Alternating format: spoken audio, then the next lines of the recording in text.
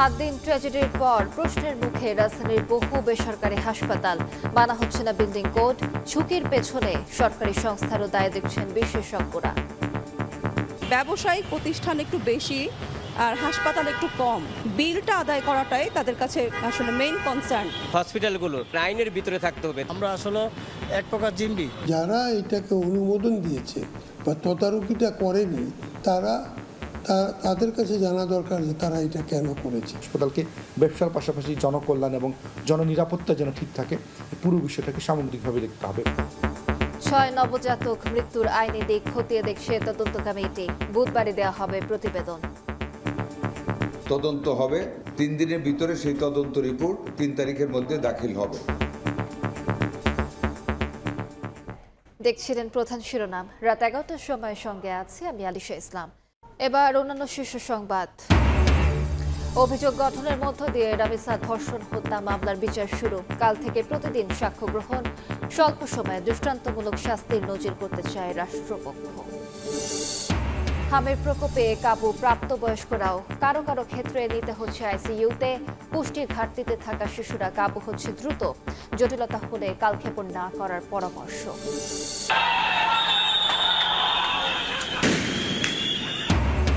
মতিঝিলে দিনভর উত্তাপ। ইসলামী ব্যাংকের নতুন চেয়ারম্যানের পদত্যাগ দাবিতে গ্রাহকদের ব্যানারে অবস্থান। সরিয়ে দিতে পুলিশের লাঠিচার্জ, টিয়ারশেল, জলকামান প্রয়োগ। এবং চলে গেলেন বর্ষিয়ান রাজনীতিবিদ ও মুক্তিযুদ্ধের সংগঠক তোফায়েল আহমেদ। ধানমন্ডিতে নামাজে জানাজা। কাল ভোলায় দ্বিতীয় জানাজার পর পারিবারিক কবরস্থানে দাফন।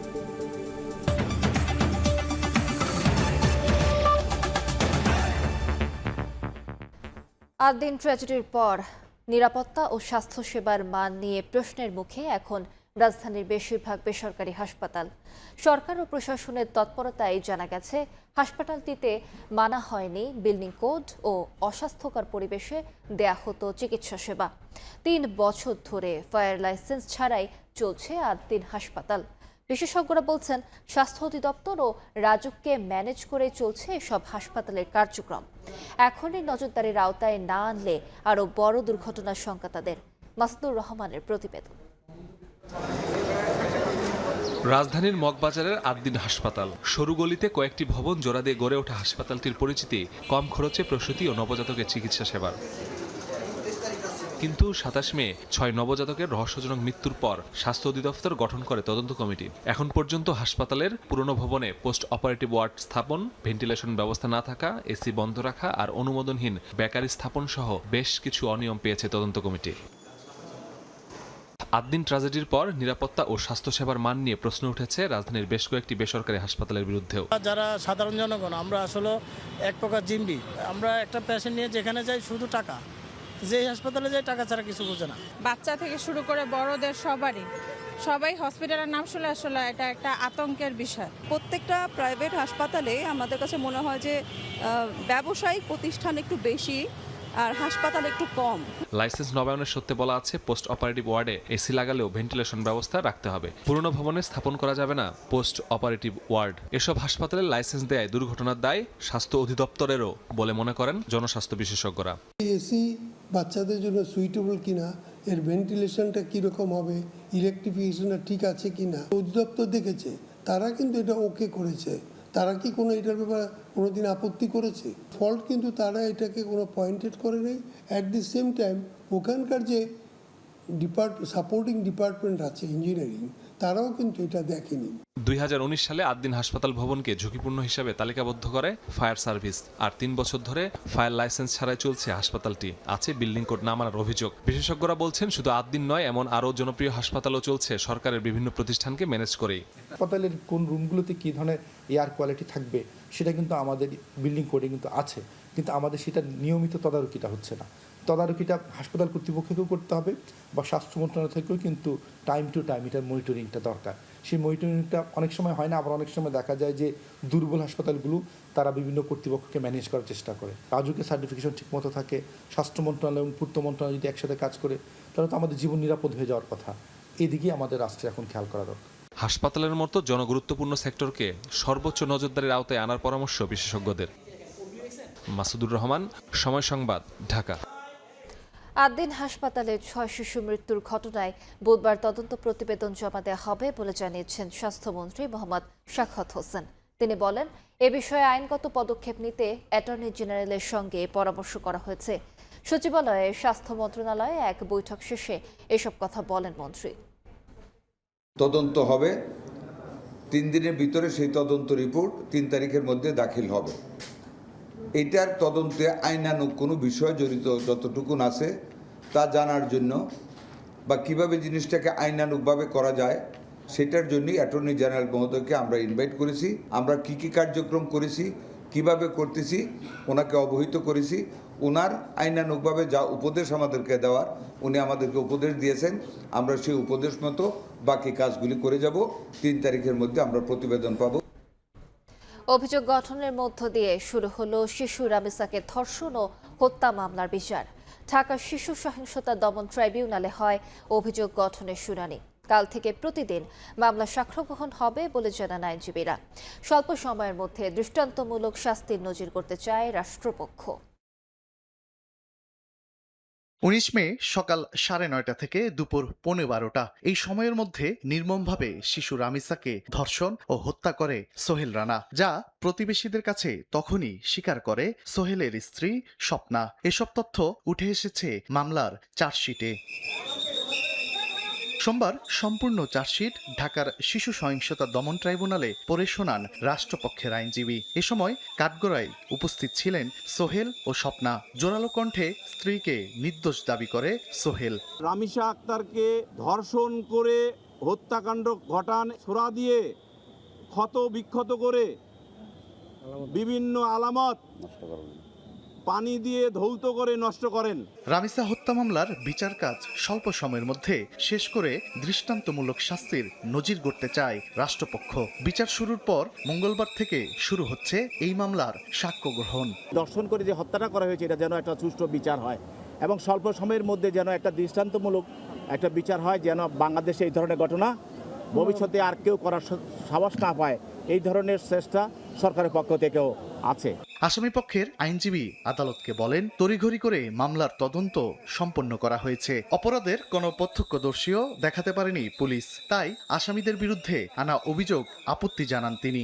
ডিএনএ রিপোর্টে বীর্যের উপস্থিতি শনাক্ত হয়নি এবং এই মামলায় কোনো চাক্ষুষ সাক্ষী নেই, সেহেতু এই আসামি সোহেল রানা এবং স্বপ্না খাতুনের অব্যাহতি চেয়ে বিজ্ঞ আদালতে আবেদন করেছিলাম। বিজ্ঞ আদালত আমাদের আবেদন নামঞ্জুর করে আসামিদের বিরুদ্ধে চার্জ গঠন করে। কোনো বিলম্ব ছাড়াই প্রতিদিন রামিসা হত্যা মামলার সাক্ষ্য গ্রহণ চলবে বলে জানান আইনজীবীরা। তানভীর হাসান মেঘ, সময় সংবাদ, ঢাকা। মাগুরায় আলোচিত আসিয়াকে ধর্ষণ ও হত্যাকারীর ফাঁসির রায় হলেও বছর ধরে হাইকোর্টে ঝুলছে ডেথ রেফারেন্স। বিচারিক আদালতে দ্রুত রায় হলেও সেই রায় কার্যকর হবে কবে তা জানে না কেউই। এসব চাঞ্চল্যকর মামলার ক্ষেত্রে আসছে আলাদা বেঞ্চ গঠনের পরামর্শ। মাগুরায় বোনের শ্বশুরের হাতে ধর্ষণ ও হত্যার শিকার হয়েছিলেন শিশু আসিয়া। সেই ঘটনায় বিচারের দাবিতে একসময় ফুঁসে উঠেছিল পুরো দেশ। সামাজিক যোগাযোগ মাধ্যম থেকে রাজপথ সর্বত্র ছিল ক্ষোভ আর কান্না। কিন্তু সময়ের সঙ্গে সঙ্গে আলোচনার বাইরে চলে গেছে সেই ঘটনাও। ছোট আসিয়ার ধর্ষক হিটু শেখ ফাঁসির দণ্ড পেলেও 1 বছর ধরে কারাগারেই কাটছে তার। হিটু তেমন বিচারিলে না, হিটু সাল পাল ঘুরিয়ে বেড়াচ্ছে, আমার কোল খালি করে সে তারা তো দুধি মাছে খাইয়ে বেড়াচ্ছে। শিশু আসিয়াকে ধর্ষণ ও হত্যার দায়ে আসামি হিটু শেখকে গত বছরের 17 মে মৃত্যুদণ্ড দেন মাগুরার নারী ও শিশু নির্যাতন দমন ট্রাইব্যুনাল। এর 4 দিন পর ডেথ রেফারেন্সের নথি হাইকোর্টে পৌঁছায়। রায় ঘোষণা এবং ডেথ রেফারেন্স হাইকোর্টে পাঠানোর 1 বছর পূর্ণ হলেও পরবর্তী অগ্রগতি নেই। কবে হবে সাজা কার্যকর তাও অজানা। এমন সব চাঞ্চল্যকর মামলার সাজা যখন বছরের পর বছর আটকে থাকে, তখন স্বাভাবিকভাবেই প্রশ্ন জাগে, বিচার প্রক্রিয়ার এই ধীরগতি থেকে আস্থা হারাচ্ছে মানুষ। আসিয়া হত্যা মামলাটা যেমন 1.5 মাসে বিচার শেষ হলো, হাইকোর্টে তো 1 বছর ধরে এখনো শুনানি শুরু হয়নি। রামিসা হত্যা মামলা শেষ হয়েছে, এখন সরকারের বিশেষ তৎপরতায় যদি বিচারটা দ্রুত হয় হাইকোর্টে এসে, এবং তারপরেও কিন্তু অ্যাপিলেট ডিভিশনের যে ফোরামটা সেটা আসামি চাইলে তো আপনি মানা করতে পারবেন না। হাইকোর্টে অনেক ডেথ পেনাল্টি মামলা পেন্ডিং আছে। ডেথ পেনাল্টিগুলো শুনানি হয় বছরের সিরিয়াল অনুসারে, অর্থাৎ আগের বছরের ডেথ পেনাল্টিগুলো আগে শুনানি হয়, পরেরগুলো পরে হয়। সেই ক্ষেত্রে এখন আমরা প্রায় 4-5 বছরের মতো একটা ব্যাকলগসের মধ্যে আছি। চাঞ্চল্যকর এসব মামলার বিচার কার্যকর হতে যুগের পর যুগ লেগে যাওয়ার পেছনে আইনি জটিলতা কাটাতে আলাদা বেঞ্চ গঠনের পরামর্শ দিয়েছেন আইনজীবীরা। চিফ জাস্টিস একটা বেঞ্চ গঠন করে দিতে পারেন, অথবা প্রসিকিউশন চিফ জাস্টিসরে আবেদন করতে পারেন যে আমাদের এইটা বেশি সেনসিটিভ মামলা এবং এই মামলাটার মাধ্যমে আমরা সোসাইটিতে একটা মেসেজ দিতে চাই। শুধু আলোড়ন সৃষ্টি করা ঘটনা নয়, সবার জন্য সমান আইন নিশ্চিত করা তাগিদ আইনজীবীদের। সাবরিনা মজুমদার, সময় সংবাদ, ঢাকা। ইসলামী ব্যাংকের নতুন চেয়ারম্যান খুরশিদ আলমের পদত্যাগ দাবিতে গ্রাহকের ব্যানারে বিক্ষোভ হয়েছে মতিঝিলে। আন্দোলনকারীদের ছত্রভঙ্গ করতে টিয়ারশেল ও জলকামান ব্যবহার করে পুলিশ। বিক্ষোভকারীদের অভিযোগ, নতুন চেয়ারম্যানের নিয়োগে ব্যাংকটি আস্থার সংকটে পড়বে। ঈদের পর প্রথম কর্মদিবসে উত্তপ্ত মতিঝিলের ব্যাংকপাড়া। বিক্ষোভকারীদের অভিযোগ, খুরশিদ আলম বাংলাদেশ ব্যাংকের সাবেক ডেপুটি গভর্নর ছিলেন। 2024 সালের 5ই আগস্ট রাজনৈতিক পট পরিবর্তনের পর কেন্দ্রীয় ব্যাংকের কর্মকর্তাদের আন্দোলনের মুখে তিনি পদত্যাগ করেন। তার নিয়োগে ব্যাংকটি আস্থার সংকটে পড়বে বলে দাবি তাদের। আমরা আমাদের টাকা পয়সা এখনো রাখছিলাম ব্যাংকে। আমাদের মূল দাবিটা হলো যাতে এসএলএমের গ্রুপের কেউ ইসলামী ব্যাংকে ঢোকানো না হয়। আমরা চাই না যে আমাদের যে কষ্ট অর্জিত টাকা অন্য কেউ এসে নিয়ে যাক। লক্ষ টাকা আমরা এই যে ব্যাংকে রাখছি, এখন এটা নিশ্চয়তা কি দিবে। সংবাদ সম্মেলনে গ্রাহকদের ব্যানারে আন্দোলনকারীরা নতুন চেয়ারম্যানের পদত্যাগ দাবি করেছেন। পাশাপাশি এস আলমের সম্পত্তি জব্দ করে সেই অর্থ ব্যাংকে ফিরিয়ে আনার দাবি জানান তারা। চেয়ারম্যানের আমরা পদত্যাগ চাচ্ছি, যিনি আগে এমডি ছিলেন বা এখনো যাকে ছুটিতে রাখা হয়েছে, ওমর ফারুক খানকে আমরা পুনর্বহাল চাচ্ছি। ব্যাংক পরিচালনা করতে ব্যর্থ হচ্ছে, সেই কারণে আমরা গভর্নরের পদত্যাগ চাচ্ছি। এদিকে নতুন চেয়ারম্যানের সভাপতিত্বে প্রথম পর্ষদ সভার অনুমোদন দেয় বাংলাদেশ ব্যাংক। এমন খবরে বিক্ষোভকারী আমানতকারীরা ঢুকে পড়েন ইসলামী ব্যাংকের প্রধান শাখার প্রশাসনিক ভবনে। এমন অবস্থায় বিক্ষোভের মুখে পণ্ড হয়ে যায় সেই বৈঠকও। গ্রাহকদের অনীহা আছে, আর গ্রাহকদের যে তাদের ইচ্ছা অনিচ্ছা বুঝতে আমাদের সম্মান আছে, শ্রদ্ধা আছে, আমরা এটা করতে পারতেছি না। বাংলাদেশ ব্যাংকের সাথে আমাদের এটা যোগাযোগ হয়েছে। 24 মে ইসলামী ব্যাংকের চেয়ারম্যানের পদ থেকে পদত্যাগ করেন অধ্যাপক ডক্টর এম জুবাইদুর রহমান। একই দিনে খুরশিদ আলমকে ব্যাংকটির নতুন চেয়ারম্যান ও স্বতন্ত্র পরিচালক হিসেবে নিয়োগ দেয় বাংলাদেশ ব্যাংক। সেলিয়া সুলতানা, সময় সংবাদ, ঢাকা। ঈদের ছুটি শেষে অফিস আদালতে ফিরেছে কর্মব্যস্ততা। সকালেই কর্মচঞ্চল হয়ে ওঠে সচিবালয়ের প্রতিটি মন্ত্রণালয় ও বিভাগ। নিজ দফতরে অফিস করেছেন প্রধানমন্ত্রী ও অন্যান্য মন্ত্রীরা। ছুটির মধ্যেও কর্মব্যস্ততার কথা জানান বাণিজ্যমন্ত্রী। তথ্যমন্ত্রী বলেছেন, গণতান্ত্রিক সরকার থাকায় দেশে স্বতঃস্ফূর্ততার ছাপ স্পষ্ট। ঈদুল আজহার টানা 7 দিনের ছুটি শেষে কর্মচাঞ্চল্য ফিরেছে সচিবালয় সহ সরকারি অফিসগুলোতে। সোমবার সকাল 9টার পরপরই সচিবালয়ে নিজ দফতরে আসেন প্রধানমন্ত্রী তারেক রহমান। এ সময় মন্ত্রী ও সচিব সহ অন্যান্যদের সঙ্গে কুশল বিনিময় করেন তিনি। নিজ নিজ মন্ত্রণালয়ে ঈদের শুভেচ্ছা বিনিময় করেন মন্ত্রীরা। বাণিজ্যমন্ত্রী ছুটির মধ্যেও কর্মব্যস্ততার কথা জানান সাংবাদিকদের। কথা বলেন চামড়ার ন্যায্য মূল্য ও আসন্ন বাজেট নিয়েও। প্রায় 18 কোটি টাকার লবণ আমরা দিয়েছি সারা দেশে। স্বাভাবিকভাবে লবণ মাখানো ছাড়া যদি কেউ চামড়া নিয়ে আসে, সেই দাম পাবেন। জ্বালানি তেলের দাম বাড়ানো নিয়ে জ্বালানি প্রতিমন্ত্রী জানিয়েছেন, বিশ্ববাজারের সাথে সমন্বয় করতেই দেশে 5 টাকা বেড়েছে তেলের দাম। একান্ত যখন উপায়হীন হবে সরকার, তখনই এই ধরনের অপ্রিয় কিছু সিদ্ধান্ত হয়তো বা সরকারকে নিতে বাধ্য হতে হবে। এবং আমি খুব দায়িত্ব নিয়েই বলতে পারি, যদি গ্লোবাল প্রাইস শার্পলি ডিক্লাইন করে, আমরাও খুব শার্পলি এটা অ্যাডজাস্ট করবার চেষ্টা করব। এদিকে তথ্যমন্ত্রী বলেন, গণতান্ত্রিক সরকার থাকায় দেশে স্বতঃস্ফূর্ততার ছাপ স্পষ্ট। সরকারের 100 দিনের কার্যক্রম তুলে ধরায় গণমাধ্যমকে ধন্যবাদ জানান তিনি। এ পর্যন্ত আমাদের কাছে যতটুকু সংবাদ, সর্বত্রই একটা স্বতঃস্ফূর্ততার ছাপ পড়েছে। এটা স্বতঃস্ফূর্ততার ছাপ পড়েছে।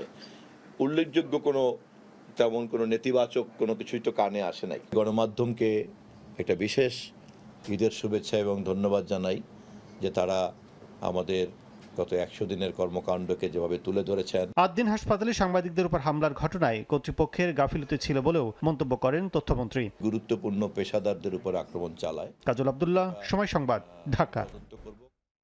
ঈদে সরকারের আন্তরিক সদিচ্ছা ও জনকল্যাণমুখী প্রশাসনিক ব্যবস্থা নিশ্চিত করা হয়েছে। প্রধানমন্ত্রী নিজেও সশরীরে মাঠ পর্যায়ের বর্জ্য ব্যবস্থাপনা তদারকি করেছেন। বিকেলে রাজধানীর তেজগাঁওয়ে প্রধানমন্ত্রীর কার্যালয়ে সংবাদ সম্মেলনে এ কথা বলেন প্রধানমন্ত্রীর উপদেষ্টা ও মুখপাত্র মাহদি আমিন। জানান, নির্বিঘ্ন ঈদযাত্রা, গণপরিবহন ব্যবস্থা, নিরবচ্ছিন্ন বিদ্যুৎ, শ্রমিকের বেতন পরিশোধ, চাঁদাবাজি নিয়ন্ত্রণ সহ 10টি গণমুখী বিষয় নিশ্চিত করেছে সরকার। এবার যানজট ও ভোগান্তি আগের তুলনায় নিয়ন্ত্রণে ছিল উল্লেখ করে প্রধানমন্ত্রীর উপদেষ্টা বলেন, যেটুকু হয়েছে আগামীতে তা কাটিয়ে ওঠার চেষ্টা করা হবে। অতীতে দিবস উদযাপনে ব্যবসায়ীদের কাছ থেকে বিপুল অর্থ নেওয়া হয়েছে মন্তব্য করে তিনি বলেন, সে ধারাবাহিকতা থেকে বের হয়েছে বর্তমান সরকার। ঘরমুখো মানুষের যাত্রা নির্বিঘ্ন করতে ও সার্বিক শৃঙ্খলা বজায় রাখতে সার্বক্ষণিক মনিটরিং ও বিশেষ ব্যবস্থাপনা গ্রহণ করা হয়েছে, যে কারণে ঈদের আগের দিনগুলোতে মহাসড়কে একযোগে যানবাহনের চাপ অনেকটাই কমে গিয়েছে। প্রতি বছরের যে চেনা ছবি, কিলোমিটারের পর কিলোমিটার যানজট এবং ঘন্টার পর ঘন্টা ভোগান্তি, এবারের ঈদযাত্রায় তুলনামূলকভাবে নিয়ন্ত্রণে ছিল। কাল দ্বিতীয় দফায় জানাজা শেষে ভোলায় চিরনিদ্রায় শায়িত হবেন বর্ষিয়ান রাজনীতিবিদ তোফায়েল আহমেদ। সোমবার রাজধানীর ধানমন্ডিতে প্রথম জানাজা অনুষ্ঠিত হয়। এরপর দুপুরে রাজধানীর একটি বেসরকারি হাসপাতালে মারা যান ছাত্র রাজনীতির নক্ষত্র থেকে মহান মুক্তিযুদ্ধের ইতিহাসের বাঁক বদলের সাক্ষী তোফায়েল আহমেদ।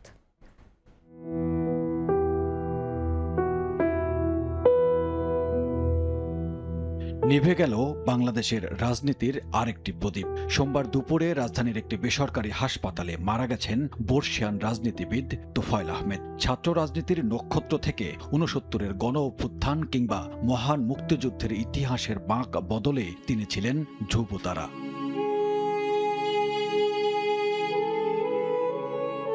আট দশকের জীবনে রাজনীতির নানা চড়াই উত্তাই পেরোনো তোফায়েল আহমেদ দীর্ঘদিন ধরে ভুগছিলেন নিউমোনিয়াজনিত শ্বাসকষ্ট, হৃদরোগ সহ নানা জটিলতায়। তার মৃত্যুর খবরে ছুটে আসেন দীর্ঘদিনের সহকর্মী, রাজনীতিবিদ ও শুভানুধ্যায়ীরা।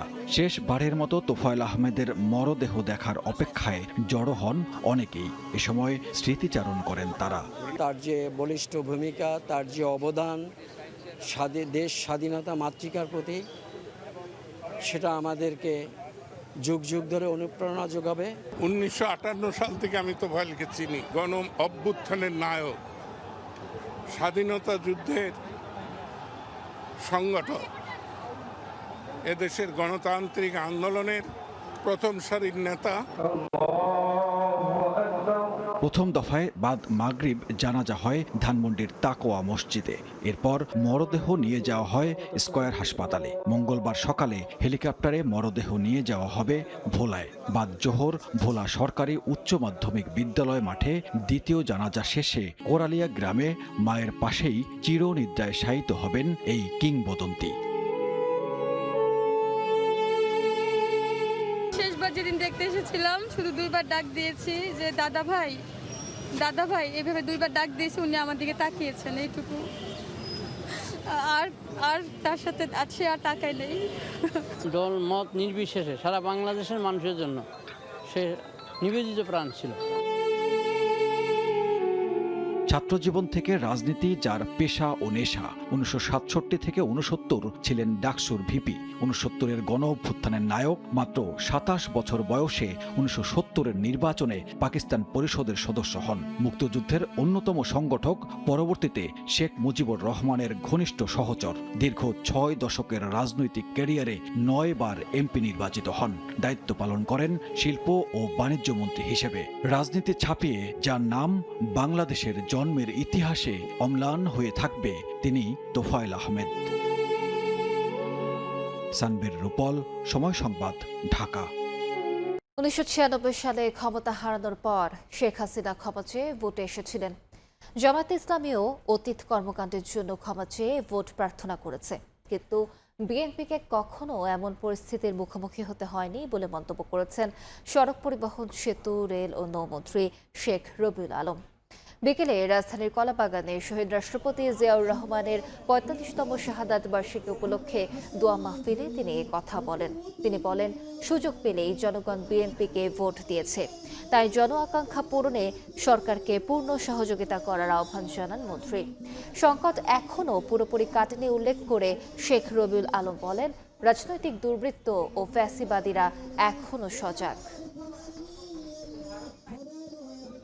96-এ এই শেখ হাসিনা যিনি পতিত হলেন, দেশ ছেড়ে পালিয়ে গেলেন, তিনি ক্ষমা চেয়েছিলেন, ভোট ভিক্ষা চেয়েছিলেন জনগণের কাছে, বলেছিলেন অনেক ভুল ত্রুটি হয়েছে, আমাদের ক্ষমা করে দেন, একবারের জন্য ভোট ভিক্ষা দেন। এবার নির্বাচনের আগে জামাত ইসলাম প্রকাশ্যে বলেছে 47 থেকে এই পর্যন্ত যা যা ভুল করেছে সব ক্ষমা করে দেন, একবার ভোট দেন। বিএনপিকে কখনো জনগণের কাছে ক্ষমা চাইতে হয়নি। রাজনৈতিক দুর্বৃত্তায়ন, রাজনীতির নামে এখন চলমান, ক্ষমতায় একসময় যারা ফ্যাসিবাদী প্রতিষ্ঠিত করেছিল তারাও সজাগ, নতুন করে যারা ফাঁসিবাদী হয়ে রাষ্ট্র ব্যবস্থাপনায় যেতে চায় বা করতে চায় তারাও সজাগ। Thai Aluminium. The better is now the best. বিচারের দীর্ঘসূত্রিতার কারণে দেশে অপরাধ বাড়ছে বলে মন্তব্য করেছেন বিরোধী দলীয় নেতা ও জামাতের আমির ডক্টর শফিকুর রহমান। বিকেলে জাতীয় হৃদরোগ ইনস্টিটিউটে চিকিৎসাধীন রামিসার বাবার সঙ্গে সাক্ষাৎ শেষে এ কথা বলেন তিনি। পবিত্র হজ পালন শেষে দেশে ফিরে বিমানবন্দর থেকে সরাসরি সেখানে যান জামাত আমির। এ সময় শিশু রামিসা হত্যার বিচারে সরকারের প্রতিশ্রুতি শতভাগ বাস্তবায়ন হবে বলে প্রত্যাশা করেন তিনি। সরকার আন্তরিক হলে দ্রুত বিচার সম্ভব বলে মনে করেন বিরোধী দলের নেতা।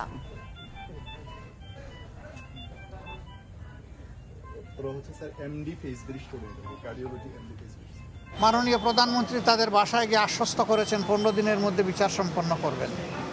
আমরা দেখতে চাই প্রধানমন্ত্রীর কমপক্ষে এই ওয়াদাটা শতভাগ বাস্তবায়ন হবে। একথা বারবার বলেছি আমরা যে এরপরেও আর এই ধরনের দেখতে চাই না, কিন্তু না, ওই চলছে, বন্ধ হচ্ছে না। তার মূল কারণ হলো বিচারের নামে অবিচার, বিচারের নামে দীর্ঘসূত্রিতা এবং বিচারের নামে তামসা। এর কারণে বিচারের প্রতি মানুষের কোনো আস্থা নাই। হাম উপসর্গ নিয়ে মারা গেছে আরও 3 জন, হাসপাতালে ভর্তি 1134 জন। সংক্রমিত এই রোগে কাবু হচ্ছেন প্রাপ্তবয়স্করাও, কারো কারো ক্ষেত্রে নিতে হচ্ছে আইসিইউতে। আর অপুষ্টিতে ভোগা শিশুরা কাহিল হচ্ছে দ্রুতই। উপসর্গ দেখা দিলে চিকিৎসকদের দ্বারস্থ হওয়ার পরামর্শ বিশেষজ্ঞের। শিশুদের পাশাপাশি প্রাপ্তবয়স্করাও আক্রান্ত হচ্ছেন হামে। 35 বছর বয়সী হাসান মাহমুদ সুমনকে মাত্র 2 দিনেই কাবু করেছে এই রোগ। বান্দরবানের লামায় চিকিৎসকরা অসহায়ত্ব প্রকাশ করায় এসেছেন রাজধানীর মহাখালী ডিএনসিসি হাসপাতালে। এখনো তাকে নিয়ে উদ্বিগ্ন পরিবার। 20 মিনিট ভালো থাকে, আবার জ্বর উঠে, তারপরে 3 দিন যাওয়ার পর ওর গায়ের মধ্যে র্যাশ উঠে, তারপর পাতলা পায়খানাও ছিল, প্রথম দিক থেকে 1-2 বার করছে। শুধু হাসান মাহমুদ নন, হামে আক্রান্ত হয়ে প্রাপ্তবয়স্ক 42 জন ভর্তি আছেন ডিএনসিসি হাসপাতালে। তাদের মধ্যে 5 জনকে আইসিইউতে নিতে হয়েছে। সংক্রমণ না কমায় বিষয়টি উদ্বেগ বাড়িয়েছে চিকিৎসকদের। ডিএনসিসি হাসপাতালে এখনো বাড়ছে রোগীর চাপ। 13টা হাসপাতালে ঘুরে আমি কোনো আইসিইউ পাইনি। 12-13টা ওষুধ দিছিল আমাকে, তো এখানে এসে মাত্র 4টা ওষুধ দিছে। 2 ডাক্তার দেখেছে এই ওষুধ খাওয়াবেন না, এই ওষুধ কেন খাওয়াইতেছেন, বাচ্চার ক্ষতি হবে। এখন আমরা যে মনে করেন ডাক্তারি বিরোধিতা করতেছে। বিশেষজ্ঞরা বলছেন টিকার কার্যকারিতার সুফল পেতে সময় লাগবে। এছাড়া পুষ্টি ঘাটতিতে থাকা শিশুরা কাবু হচ্ছে দ্রুত। হার্ড ইমিউনিটিও যদি ডেভেলপ করার কথা চিন্তা করি তাহলে এটা মাসখানেক সময় দিতে হবে, যেটা এখন গ্রো করছে, মানে প্রসেসিংয়ে আছে। টিকার বেনিফিট আমরা পাবো, এটা অবশ্যই বেনিফিশিয়াল, টিকার কোনো বিকল্প নেই, কিন্তু সেটার সম্পূর্ণ ফিডব্যাকটা আমরা এখনো পাইনি। যেই বাচ্চাগুলি অপুষ্টির শিকার তাদের মধ্যে কিন্তু হামের ভয়াবহতাটা বেড়ে যাচ্ছে। জটিলতা এড়াতে লক্ষণ দেখা দিলেই দেরি না করে চিকিৎসা শুরুর পরামর্শ দিচ্ছেন বিশেষজ্ঞরা। শফিকুজ্জামান রুবেল, সময় সংবাদ, ঢাকা। রফতানি প্রণোদনার ওপর উৎসে কর দ্বিগুণ হচ্ছে। 2026-27 অর্থ বছরের বাজেটে নগদ প্রণোদনার ওপর বিদ্যমান উৎসে কর 10% থেকে বাড়িয়ে 20% করা হতে পারে।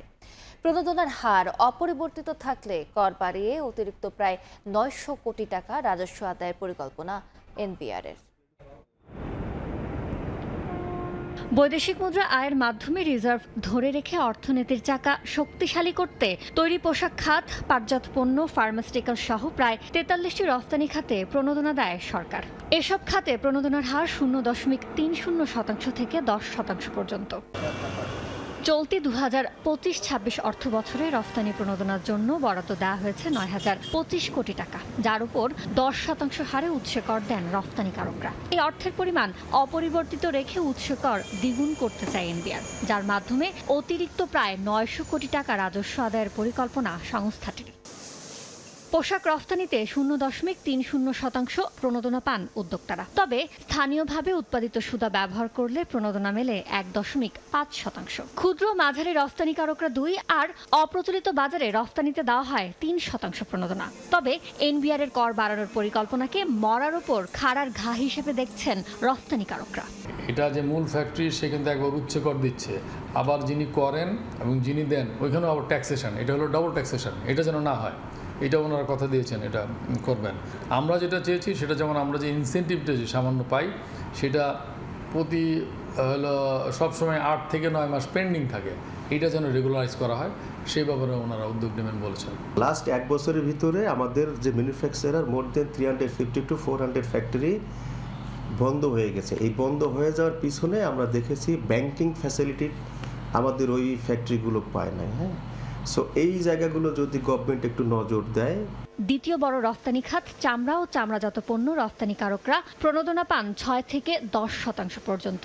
আর পাট ও পাটজাত পণ্য রফতানিতে প্রণোদনা দেওয়া হয় 3 থেকে 10%। বাণিজ্যে বাধা দূর করে প্রণোদনার অর্থে অতিরিক্ত করের সিদ্ধান্ত ব্যবসা সহায়ক নয় বলছেন উদ্যোক্তারা। আমাদের রপ্তানি 6% আপনার এই যে আমরা ইনসেন্টিভ পেয়ে থাকি এবং সেটার উপরে সোর্স ট্যাক্স 10% করে কাটা হইতো। এখন যদি এটা 20% করে তাহলে এটা আর আমাদেরকে দেওয়ারও তো দরকার নেই, আমরা যেটা মনে করি। কারণ আমাদের এইবারের দাবি হলো আমাদের সোর্স ট্যাক্সটা যেন মকুব করা হয়। সরকারি কোষাগারে থাকা প্রণোদনার অর্থের সরবরাহ কতটা পর্যাপ্ত রয়েছে তা বিবেচনা নিয়ে অগ্রাধিকারমূলক খাতে নীতি সহায়তা দেওয়ার তাগিদ অর্থনীতিবিদদের। এটা তো সরকারের কোষাগার থেকে খরচটা যাবে, কিন্তু সেটার বিপরীতে সরকারের কি যথেষ্ট অর্থ রয়েছে কিনা, আমি কোথায় ট্রেড অফ করব সেটাই কিন্তু বিষয়। অলরেডি তো প্রণোদনা আছে 10%, সেটাকে আরও বাড়িয়ে সরকার কি সেটা তার যে আহরণ রাজস্ব আহরণ সেটা থেকে এটা মেটাতে পারবে কিনা। নতুন অর্থ বছরে মোট 6,95,000 কোটি টাকা রাজস্ব আদায় করতে চায় সরকার, যার মধ্যে এনবিআরকে দেওয়া হয়েছে 6,04,000 কোটি টাকা আদায়ের দায়িত্ব। ইয়ানুর শিফাত, সময় সংবাদ, ঢাকা। চট্টগ্রামে বেপরোয়া গতির বাস চাপায় প্রাণ গেল বাবা ছেলের। এ সময় বিক্ষুব্ধ জনতা আগুন দেয় বাসে। আর নাটোরের সিংড়ায় ট্রাকের ধাক্কায় প্রাণ গেছে মোটরসাইকেলের 2 আরোহীর। পটুয়াখালীতে মোটরসাইকেল নিয়ন্ত্রণ হারিয়ে মারা গেছেন একজন। এছাড়া গাইবান্ধায় ও নোয়াখালীতে গাড়ি চাপায় মারা গেছেন 2 জন। নিজ ভাইয়ের বিরুদ্ধে প্রতিষ্ঠান দখলের অভিযোগ তুলেছেন ডি-স্টার টিভি নেটওয়ার্কের মালিক মোহাম্মদ দিন ইসলাম। বিকেলে রাজধানীর বাংলা মোটরে সংবাদ সম্মেলনে তিনি বলেন, ক্ষমতাসীন দলের নাম ব্যবহার করে সন্ত্রাসী কার্যক্রম চালাচ্ছেন তার ভাই। আমার ছোট ভাই রফিকুল ইসলাম রাসেল কতিপয় গুন্ডা পান্ডা নিয়ে আমার ডিএস এন্টারপ্রাইজ 20 বিঘা ল্যান্ড আগানাবডি তালা ভাঙিয়ে প্রবেশ করে এবং মাল লুট করে। বিএনপির নাম ব্যবহার করে বিভিন্ন ধরনের সন্ত্রাসী কার্যক্রম পরিচালনা করে, উল্টো আমাকে হত্যার হুমকি প্রকাশ করে।